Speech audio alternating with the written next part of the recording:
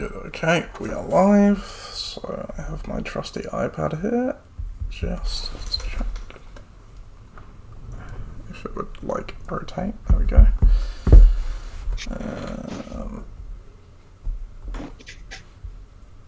Come on, send me a notification.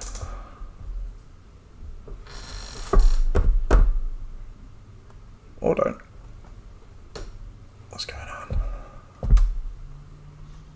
Oh yeah, the stream does look a bit jittery. I'm not sure what's going on. Okay, we are live. So I have my trusty iPad here.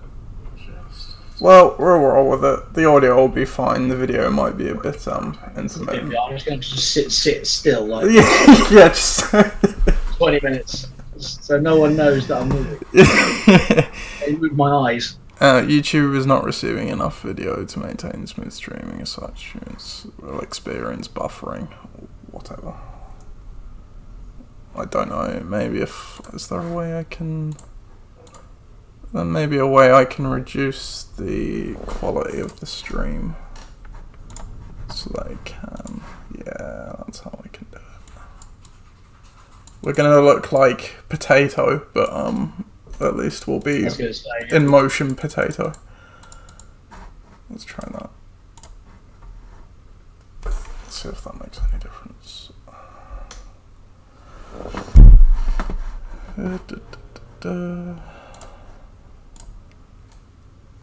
No difference thus far.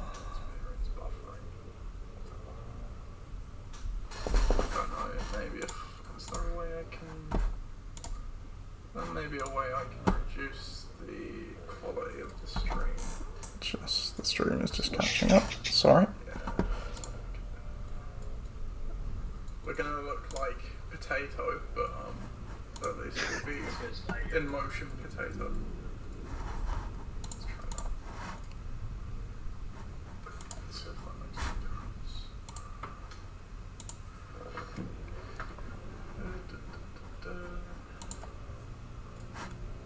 I have no idea if that's made anything. Oh no, it seems to be. Yep, that actually did make a difference. Hooray! Yeah, that's good. God, you would have thought we'd have been doing this a while. God. Professionals. It's only been 6 years. Can't remember how long it's been. Yeah, it's been a hot minute. Yeah, it's been a hot minute. Right. Humble beginnings. Humble beginnings. In a garage. Indeed. Yeah, in a garage. Yeah. Oh yeah, the garage. I forgot about the garage. Right. Okay, I'm gonna play the intro video now. Actually, before that, really, wasn't it? Yeah, it started in the, what was it, like my mum's study? Or was it the garage? Yeah.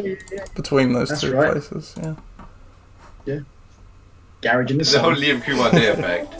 Not really happened. Nigel couldn't make it. Yeah. I rang up Mendenhall, he said he could make Don't it. dig this hole.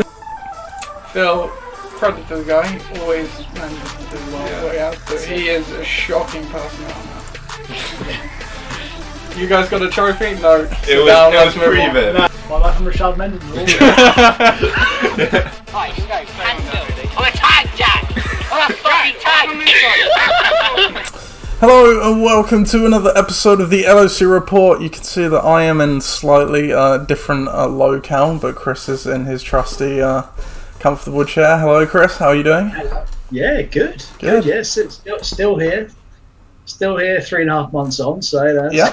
Yep, that's positive signs that we're all still here. Absolutely. Haven't moved from this chair. Yes, Chris has been tied to his desk when he's the last man standing at Gold Star. At this whole time, yep. And I am now back to work as well, hence me being in the loft, because this is where I've decided to create our home working environment. So a little bit of change. We've got a different setup. Hopefully the podcast will be the same quality, but it's all good. Happy to be here, and a bit later than usual as well. As I said, I started work this week, so needed a bit of time off during the week just to get back into it. But we're here now, Chris, and the viewers will have been missing the podcast and what for us now. Yeah. So they're wondering, come Wednesday, where are you? Yeah, it's a staple of the week. It's important to have routine in this whole process because it's easy to lose track of days, and we'll be back on it this week, I'm sure. And with that, Chris, what do we like to give the people. That's it. I think it's, as I say, we say it's the league news, but I suspect it's just going to be a rallying call. Oh, we'll do it. Let's do it. Here we go. Here it is. League news. When the jingle's not opening. Oh, come on. Here we go. Right. Oh, come on. What's going on? Play. No. Here we go. It's coming.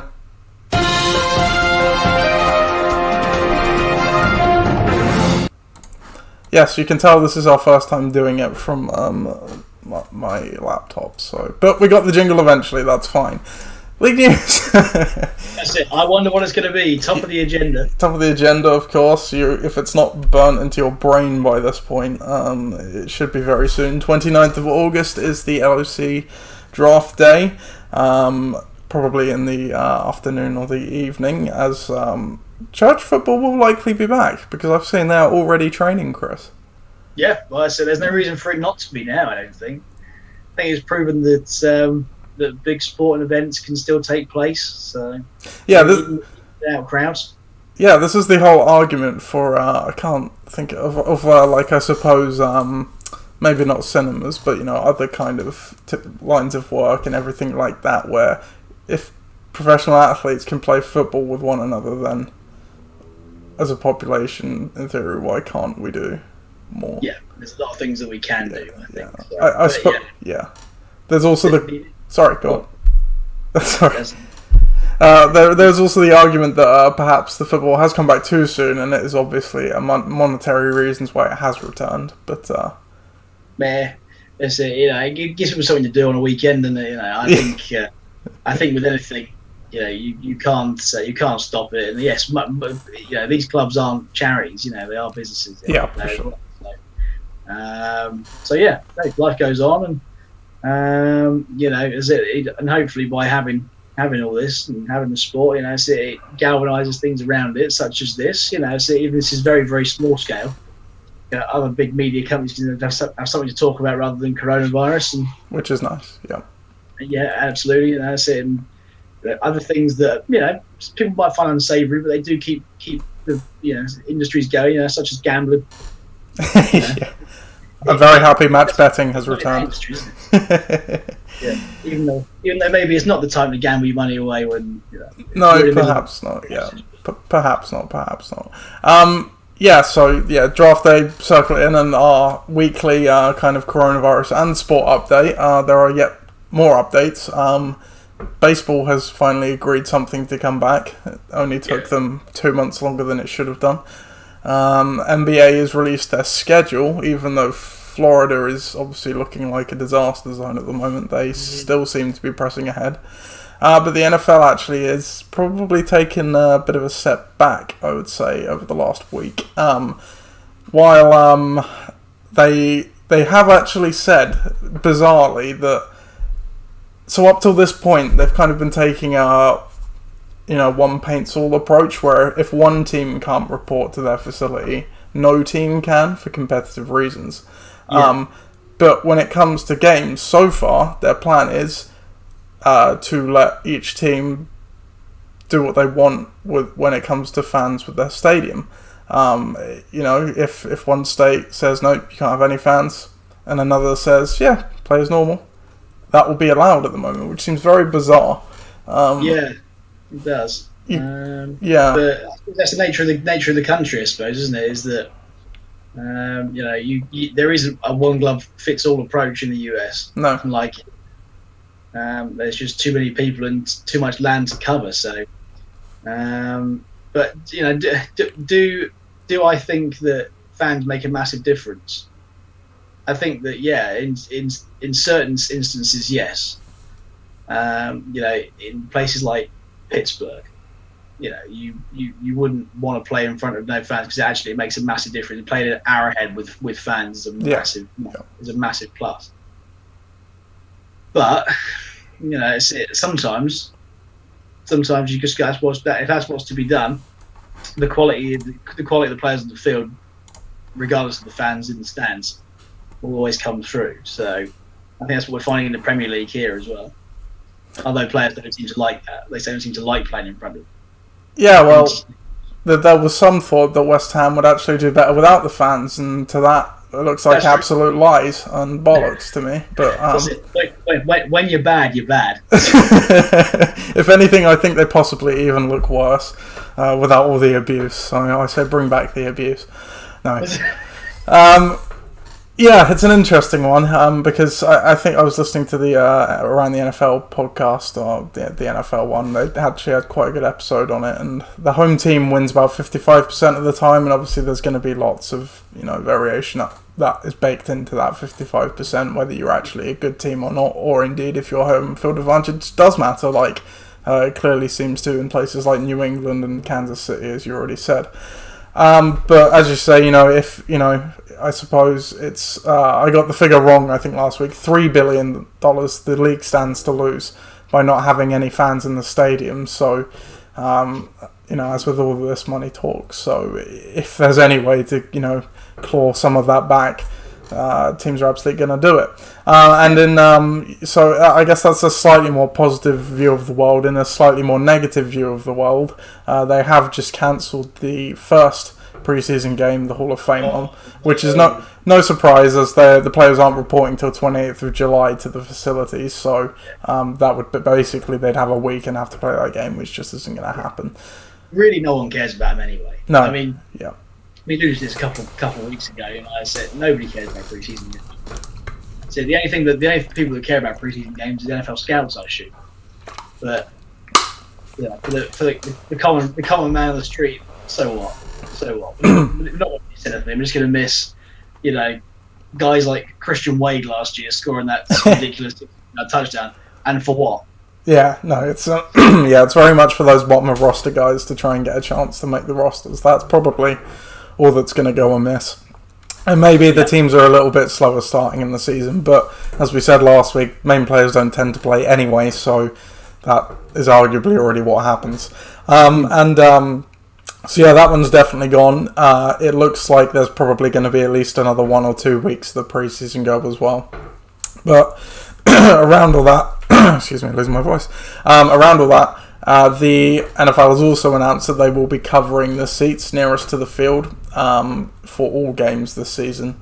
So even if you do have fans, they will not be as close to the field as possible. Again, just as a measure to keep things a bit separate from the players and whatnot, I suppose. But makes total sense, doesn't it? Yeah. It only takes one crazy to jump the fence, doesn't it? So. Yeah, and of course they're going to put advertising on top of these covered seats, which, fair play to them. I suppose you can't miss a trick there. Yeah, bridges the gap. We just say if they're losing some money, they've got to make it up somewhere. Exactly. Yeah. So that's the update in the Corona sport world. But still looks like we will have a season. But yeah, some places in America are not doing too good right now. But we won't dwell on that because we are here to talk about the Hall of Fame today. And as you can see, I actually bothered to use the Hall of Fame logo on the screen for the first time. Yeah. Probably made sense. Also, I didn't have another logo picture on my laptop, so I had that one, which was convenient. So we are here to talk about Mike's nomination today, Bucking the Trend for the Undraftables. This is his first nomination as a new coach to the league, and as always, we'll go through the article. The link to the article is in the comments if you haven't read it yet. Chris, I'm sure you've read it. You've had extra days. Yep, good man. So the Undraftables. So Mike's first draft in the LOC was anything but ordinary because, as I mentioned in this first paragraph here, he had been in the league literally minutes before his first LOC draft. And, anyone could forgive... And, no matter how experienced you are in the NFL, and Mike had some experience, but to come well out of that, to finish 7-7 at the end of the year, I think you would have said was a rousing success, wouldn't you say? Absolutely. And this is what I'll come to later. But yes, as I said, I think that just despite his early problems, as we'll see in a minute. 7-7 was one hell of a result. Bear in mind what happened later. So yeah. Just to really frame it, I suppose. We might get to the fortune of that 7-2 record later. But if you put yourselves in Mike's shoes at that point, you've been dropped into a completely alien situation with a lot of people around you that you don't actually know. There's a couple. Easy Dude is playing this 15-minute documentary about someone who won a fantasy football league, handing out these trophies and these pennants, and then, he's just walking up to this makeshift podium, reading out players' names. It's and as Mike, it is now your turn to pick said random name, and you have a sheet in front of you with a lot of random names ranked by position. Have fun. Good luck. That was the situation Mike was in, more or less, wasn't it, Chris? Yeah. Absolutely. And I think that'd be difficult for anybody with no prep to go into a draft like that, especially drafted reasonably high. But he did it. So he did it, and I think on paper, as we'll see in a minute, some of the names that he picked out weren't that crazy. But absolutely. As an exercise, it's not something that anyone would really want to find themselves in, perhaps. But maybe it's the best way, just being dropped to the deep end and see if you can swim. Yeah, absolutely. You only learn by trying and doing, I suppose. And he didn't do too badly with the first pick, Alvin Kamara. He didn't quite live up to the first round selection, but he was still a good player for him. Adam Thielen as well. When he wasn't injured, he was doing really good. And if we can take a look at the draft as well, because after that is when things did start to go a bit downhill for Mike, and hence this nomination, as we'll see. We'll just bring up his draft. Here we go, Bucking the Trend. So with his third round pick, he selected Antonio Brown, which as we all know, had he played, probably would have absolutely met or even exceeded that pick. But I think he got one game out of him. We'll have a look in a bit. But yeah, we all know what happened with Antonio Brown. That doesn't need repeating. And then the very pick after that, Melvin Gordon, who of course was holding out at the time, and it felt like at the time, Chris, it would have been a lengthy holdout, didn't it? Yeah, that's right. It felt the same sort of length as Lev Bell the season before. They just they weren't going anywhere, and it took 7 weeks for him to come back. It was a bold move at the time. That sometimes these things sort themselves out, maybe 2, maybe 3 weeks into the season, but that didn't quite work that way. Albeit it was a good player to pick, because I say if he'd have played all the games last season, Melvin Gordon would have been up there, with some of the best that we've seen. But that didn't quite happen, and it was a bit of a slow burner. So it's one of those unfortunate things you take a bit of a gamble on sometimes, whether or not you meant to do that or not. And occasionally it pays off. We've seen that in the past. Absolutely, yeah. Just not this time. We'll come on to what happened with Melvin Gordon in a bit. But you are right. Sometimes it works, sometimes it doesn't. Baker Mayfield and Tariq Cohen, I would say at the time they weren't bad picks. In hindsight, weren't the best. They both had disappointing seasons for different reasons, but that's not down to Mike. We all make those kind of picks. It's par for the course in drafting. And then in round 7, the final trio of the Undraftables, AJ Green, who was injured, I think was it in May or June, quite early on in the off-season, pre-season process. And again, he was a player where it was absolutely anybody's guess how long he would have been out for, because even the Bengals seemingly did not know. There was some rumblings he could be back even in week 1, and then some that would say he might not return at all this season, and that's what turned out to be the case with AJ Green. But again, in the same vein as the Melvin Gordon pick, like you said, Chris, if AJ Green had suited up as one of those slow burners, he almost certainly would have been worth it. No doubt. He would have been locked in on one receiver straight away. And I think down there as well, in the 7th round, you can either pick somebody, very middling and very average, or you can try something different. You can try and see if a bit of a gamble pays off. Because, you're going to get a 3rd round selection in the 7th round, and that's serious value. But Yes, that didn't quite work either. No. And you see the rest of the names here. There's not really any big contributors out from round 8 down. But again, it's especially in your first draft, it's hard to identify those guys later on who could turn out to pay dividends. So that was Mike's draft. A very mixed bag, you would say. We talk about it here. So if we go back to the first of the Undraftables, Antonio Brown, let's take a look at Mike's games. Bear with me while this loads. Amazingly as well, Antonio Brown might still yet return to the league somehow. He's too good not to. That's it. The guy might be a bit deranged, and that's it. And he's obviously had his problems, but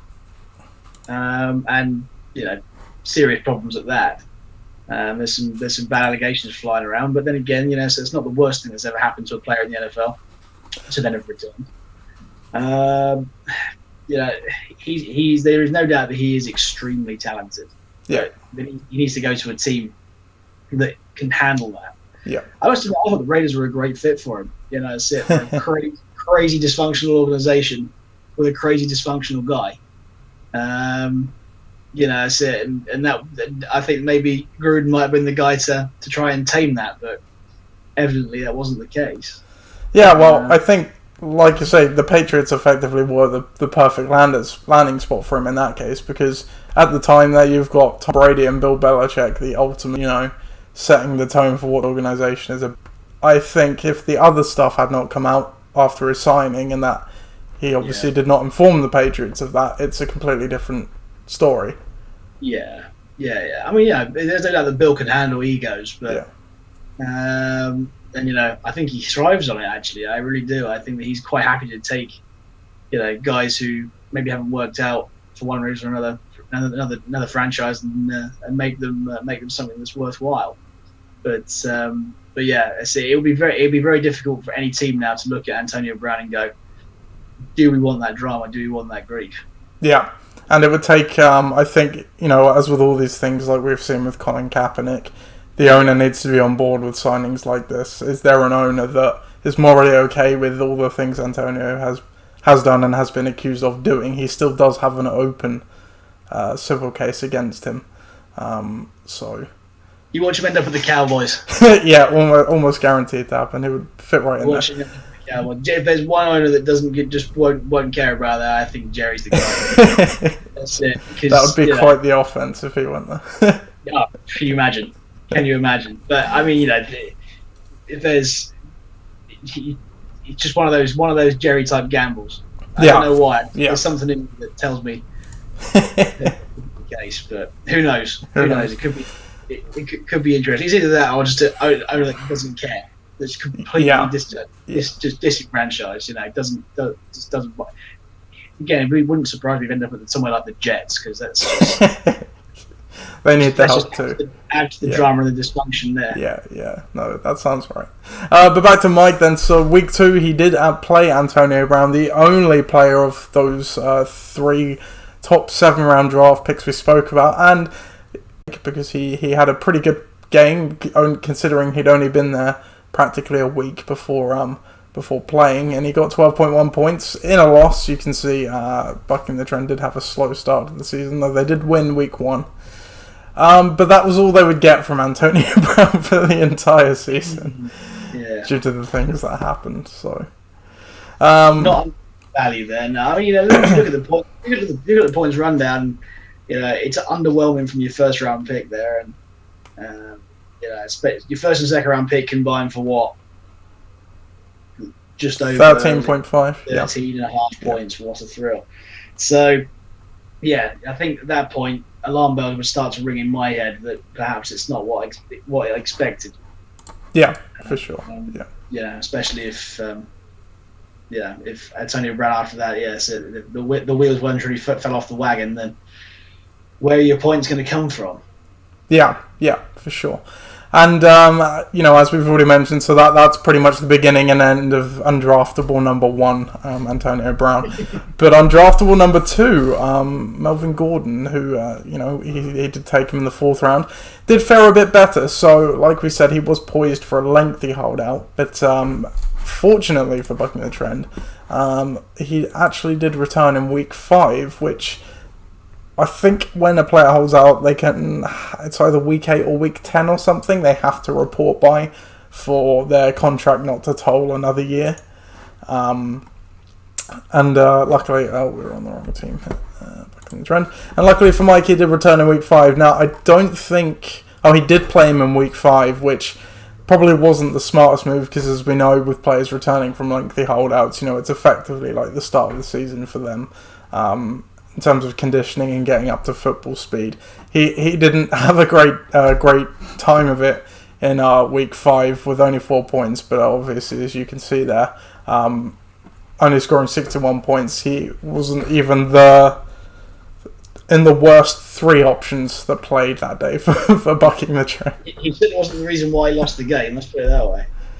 Yeah, no. But after that, to his credit, he stuck with him, and I'll just flip back to the article to double check here. But I think after that, he actually did start to ramp it up quite quickly. He wouldn't score double-digit points until week 9, so you know we could see another 4.8 there, and another loss.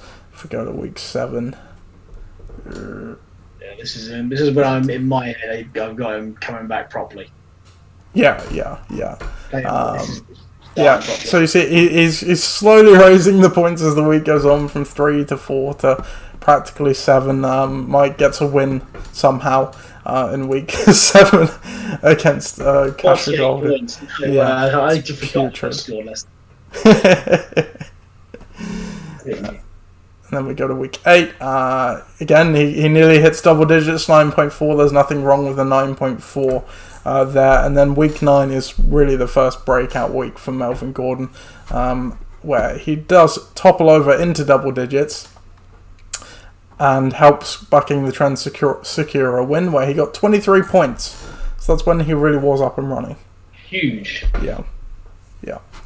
And if we, hopefully if we click this open, we can see his point totals through the season. We can indeed, so although only be at half of them, that's